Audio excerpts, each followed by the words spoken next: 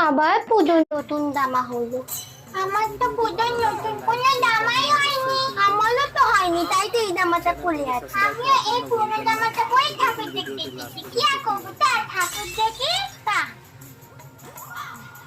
আরে ম্যাম, কি রে, তোরা ঠাকুর দেখতে বেরোসনি? পুরনো জামা পরে আছিস কেন?